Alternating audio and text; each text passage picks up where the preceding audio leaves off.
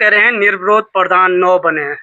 आपको लगता है कि निर्विरोध प्रधान धरातल पर काम कर पाएंगे? हाँ, निश्चित तौर से। कुछ लोगों के सवाल भी हैं और मैं आपसे पूछना भी चाहूंगा। लोग कह रहे हैं कि आजकल लोग बेरोजगार बहुत ज्यादा हो गए हैं। लोग चाह रहे हैं कि मैं प्रधान बनूं और प्रधान बनने के बाद घर देहरादून में जाकर बनाऊं। तो ये विषय कुछ गंभीर है। आप इस पर क्या कुछ कहना चाहेंगे? ये तो जो लोग कह रहे हैं ये तो उन्हीं से सवाल होना चाहिए। आप कह रहे हैं कि उन्हीं से पूछना चाहिए।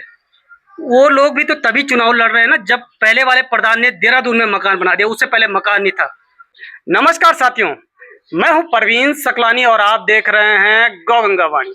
साथियों, आज हूं मैं उत्तराखंड के टिहरी गढ़वाल डोबरा चांठी तिवाड़ गांव के पास। और साथियों, जैसे कि आप सभी को मालूम है, लगातार चुनाव का माहौल गर्मा गर्मी चल रहा है। कहीं निर्विरोध बन रहे हैं तो कहीं चुनाव लड़ रहे हैं। तो जहां निर्विरोध बन रहे हैं तो वहां गांव का कोई विरोध नहीं है, इसलिए वो निर्विरोध बन रहे हैं। और जहां टिकट ले रहे हैं तो वहां कहीं ना कहीं लड़ाई हो रही है। तो इन लड़ाइयों से कितने लोग दूर हैं और कितने लोग निर्विरोध बने, मैं आज सवाल करना चाह रहा हूं।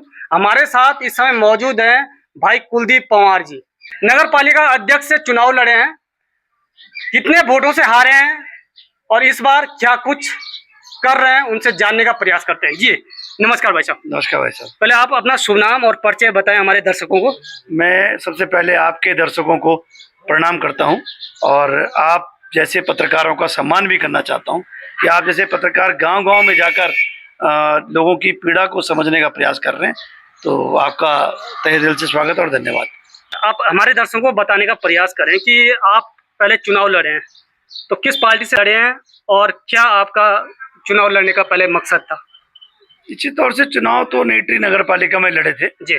और नेत्री नगर पालिका में चुनाव लड़ने के बाद जब रिजल्ट हमारे मुताबिक नहीं आया जी, तो दुख तो होता है। कितने वोटों से हारे आप? 1800 से अधिक वोटों से चुनाव हारे हैं और जो है उसके बाद अब ग्रामीण प्रवेश में है और कोशिश कर रहे हैं कि प्रत्येक ग्राम सभा में निर्विरोध चुनाव करवाने की। और आज हमने 9 अपने जो मेरी पट्टी में 22 ग्राम सभाएं आती है। प्रयास हमारे यहाँ ये है कि लगभग 9 ग्राम सभाओं को निर्विरोध हमने यहाँ पर प्रधान बना दिए हैं और जिसमें रामगांव का निर्विरोध प्रधान बना है, बिरगणी का निर्विरोध प्रधान बना है, सेलूर का निर्विरोध प्रधान बना है, आपका पनेत का निर्विरोध प्रधान बने हैं। इस प्रकार से 9 नकोट का निर्विरोध प्रधान बना है। तो इस प्रकार से 9 निर्विरोध प्रधान 22 ग्राम सभा बन गई है। लोगों में एक चेतना जाग रही है कि आपस में लड़ने की जगह गांव के विकास के लिए लड़ा जाए और इस प्रकार से हम अपील करते हैं सारे क्षेत्र और जिले और उत्तराखंड वासियों से कि अपने अपने गांव से निर्विरोध प्रधान क्षेत्र पंचायत निकाल कर लाएं। आप कह रहे हैं निर्विरोध प्रधान 9 बने हैं। आपको लगता है कि निर्विरोध प्रधान धरातल पर काम कर पाएंगे? हाँ, निश्चित तौर से। ये बात कैसे आपको लगता है? ये बात सच्चाई है क्योंकि जब गांव में 2 दल आपस में नहीं लड़ते हैं तो जो प्रधान होता है उसको स्वतंत्र होता है और सबसे आपसी बातचीत करता है और उन सबसे पूछकर, जैसे हम अभी आज तिवाड़ गांव में प्रयास कर रहे हैं कि यहाँ भी निर्विरोध प्रधान बनाया जाए। तो आज इस बैठक में यहीं पे बैठक चल रही थी और आपका आना भी हुआ है।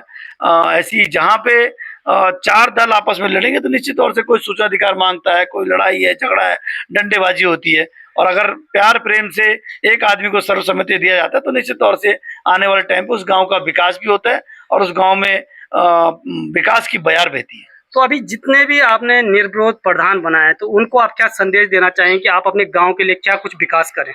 निश्चित तौर से उनको किसी भी प्रकार से हम जैसे युवाओं की जरूरत होगी तो सरकार की योजनाओं से लेके आसपास की जो छोटी मोटी कंपनियां आती है उन सब से उन लोगों को जो भी हमसे बन पड़ेगा हम उनके साथ तैयार रहेंगे। और मैंने लगभग प्रत्येक प्रधान के साथ जाकर मिलकर उनके साथ बैठकर चर्चा भी की है कि आपके गांव के लिए हम क्या कर सकते हैं। उस पर हम विस्तृत चर्चा भी कर रहे हैं। पिछली बार वोट बैंक कम था और इस बार हर गांव में वोट बैंक बढ़ा है, तो उसका कारण क्या हो सकता है? वोट बैंक बढ़ने का कारण तो ये है कि देखिए, ये तो सच्चाई है कि अब लोग जो शहर में भी रहते थे वो भी कोशिश कर रहे हैं कि गांव में रहें और धीरे धीरे टिहरी में आप देखेंगे कि टिहरी झील की वजह से रोजगार बढ़ रहा है तो लोग वापस भी आ रहे हैं। और सरकार को भी चाहिए कि अगर गांव में रोकना है किसी को तो बहुत अच्छी स्वास्थ्य सुविधा, बहुत अच्छी शिक्षा और बहुत अच्छा रोजगार, अगर ये 3 चीजें गांव में हो जाएं तो पलायन गांव से नहीं होगा और जो लोग दिल्ली देहरादून हमारे लोग चले गए वो भी वापस आएंगे। लगता पक्का है है। आपको कि ये सारी चीजें हो पाएंगी पहाड़ों में? उसके लिए प्रधान बड़ा हमने पहले भी कहा था कि प्रधान सरकार तक अपनी आवाज को पहुंचाए, और बुलंद सरकार अगर चाहे तो इन 3-4 चीजों को मजबूती से, जिस तरीके से आप देख रहे हैं पहाड़ों में सरकारी स्कूल बंद हो रहे हैं, तो ये भी एक पलायन का बहुत बड़ा कारण है। तो निर्विरोध प्रधानों में से ऐसे कोई प्रधान तो नहीं है कि भाई गांव की एक सहमति बनी हो कि इसी को बनाओ, ये बेरोजगार व्यक्ति है? हाँ, ऐसे कोई प्रधान तो नहीं बने? ऐसे कई बने हैं। कुछ लोगों के सवाल भी हैं और मैं आपसे पूछना भी चाहूंगा। लोग कह रहे हैं कि आजकल लोग बेरोजगार बहुत ज्यादा हो गए हैं। लोग चाह रहे हैं कि मैं प्रधान बनूं और प्रधान बनने के बाद घर देहरादून में जाकर बनाऊं। तो ये विषय कुछ गंभीर है, आप इस पर क्या कुछ कहना चाहेंगे? ये तो जो लोग कह रहे हैं ये तो उन्हीं से सवाल होना चाहिए कि मुझे तो लगता है जो प्रधान बनना चाहता है, जैसे जिनसे मेरी बातचीत हुई है, तो हर कोई सेवा भाव से अपने ग्राम सभा की सेवा करने के लिए प्रधान बना है। और इस बार तो ट्रेंड बड़ा अच्छा चला, लोगों ने देहरादून या दिल्ली बैठे लोगों को प्रधान नहीं बनाया, लोगों ने गांव के अंदर रहने वाले व्यक्ति को प्रधान बनाया, और ये शर्त रखी कि जो व्यक्ति ग्राम सभा में रहेगा, क्योंकि गांव प्रधान से छोटे छोटे काम पड़ते हैं, किसी को आय प्रमाण पत्र बनाना पड़ता है, किसी को अपने जन्म प्रमाण पत्र बनाना पड़ता है, मृत्यु प्रमाण पत्र बनाना पड़ता है, छोटी छोटी मोहरों के लिए प्रधान के पास जाना पड़ता है। तो लोगों ने इस बार ये तो अच्छा काम किया है कि बाहर वाले को कम प्रधान बनाया, और जो गांव के अंदर निवास करता है, परिवार समेत रहता है, अपने बच्चों को गांव के बेसिक स्कूल में पढ़ाने को तैयार है, उसको प्रधान बनाने के लिए लोगों ने बाध्य किया। जाते जाते मेरा एक सवाल आपसे रहेगा, आप कह रहे हैं कि उन्हीं से पूछना चाहिए। वो लोग भी तो तभी चुनाव लड़ रहे हैं ना जब पहले वाले प्रधान ने देहरादून में मकान बना दिया, उससे पहले मकान नहीं था। तो वो इस बार प्रयास कर रहा है कि मैं भी प्रधान बन जाऊं, निर्विरोधी बनाओ जी, मैं भी घर बना दूंगा देहरादून में। तो सवाल मेरा आपसे ही है। ऐसे लोगों को आपने देखा है कि जो लोग प्रधानगिरी में सिर्फ कमाने के लिए आते हैं, तो वो लोग प्रधान तक ही सीमित रह जाते हैं। उससे हो आगे नहीं बढ़ सकता है पाते। कि बन जाए, प्रधान बन जाए, पर उससे आगे वो कभी भविष्य में नहीं बन सकते। और जो गांव वाले की जो हाय लगती है, गांव वालों की जो गालियां लगती हैं, वो नफे की होती है। तो दोस्तों ये देख सकते हैं, मैंने सवाल किए, जवाब इन्होंने दिए, और जवाब इनका ये था कि उन्हीं से पूछा जाए। भाई अब मैं आपके पास भी आ सकता हूं और आपसे भी पूछ सकता हूं कि आप क्यों प्रधान लड़ना चाह रहे हैं। तो ये इसका मतलब आप भी घर बनाना चाहते हैं। तो साथियों वीडियो को शेयर करेगा और समझने का प्रयास करेगा, और ज्यादा से ज्यादा लोगों तक ये मैसेज पहुंचाइएगा कि लोग प्रधान क्यों बनना चाह रहे हैं। वीडियो को शेयर करेगा। तब तक के लिए जय हिंद, जय भारत, जय गौ माता की, जय श्री राम।